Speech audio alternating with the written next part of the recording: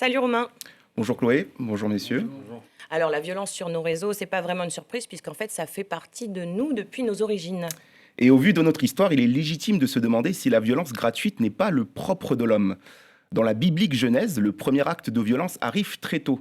Caïn, fils d'Adam et Ève, rongé par la jalousie, tue son frère Abel, ce qui en fait, si toutefois nos croyances s'y rattachent, le premier meurtre de l'humanité, mais certainement pas le dernier.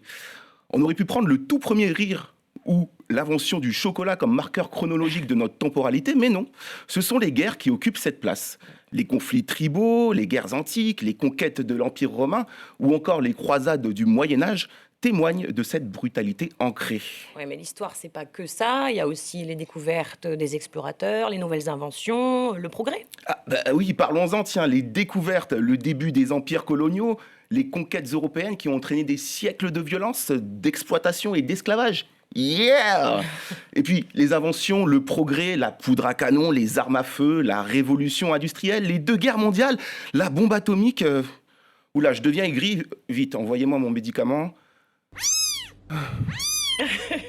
Merci. On peut continuer.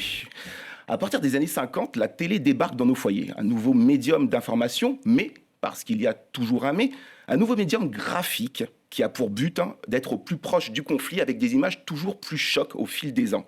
Alors plus tard, les infos, les chaînes d'infos en continu se popularisent, place au gavage d'images, 24 heures sur 24, 7 jours sur 7, des images toujours plus trash, dont la course à l'audimat, un nouveau marché est né. Et comme pour tout accro, trop n'est pas assez. Et quel moyen plus efficace d'en avoir toujours plus? Eh bien, Internet, bien sûr. Alors, je pourrais parler de toutes les horreurs qu'Internet abrite comme la chanson Baby Shark ou les épisodes de Peppa Pig. Mais comme je n'ai que quelques minutes, je vais me concentrer sur les réseaux sociaux. Car dès lors que notre portable a su filmer la vie et la partager en temps réel, la violence a fracassé cette porte ouverte à toutes les fenêtres. Entre deux rappels d'anniversaire et les photos de mariage de Sandrine, se glissent dangereusement et sans aucune surveillance des images et des vidéos choquantes venant du monde entier. Alors, des violences physiques, morales, humaines, animales, des phénomènes et des modes de harcèlement s'invitent sur nos écrans, se banalisent et deviennent un vrai problème de société.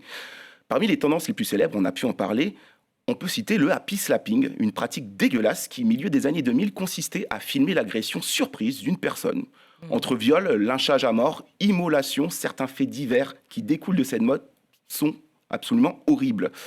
Alors on peut le dire, comme une continuité cynique de son évolution, la violence gratuite est le propre de l'homme.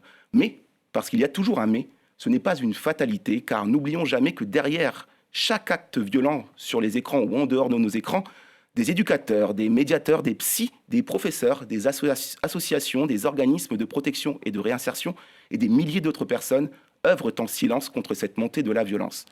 Alors pour conclure et imager mes derniers propos, j'aimerais vous citer un proverbe africain qui m'avait été soufflé par le rappeur Abdel Malik et qui résonne en moi comme une leçon de vie. Un arbre qui tombe fait plus de bruit qu'une forêt qui pousse. Merci Romain.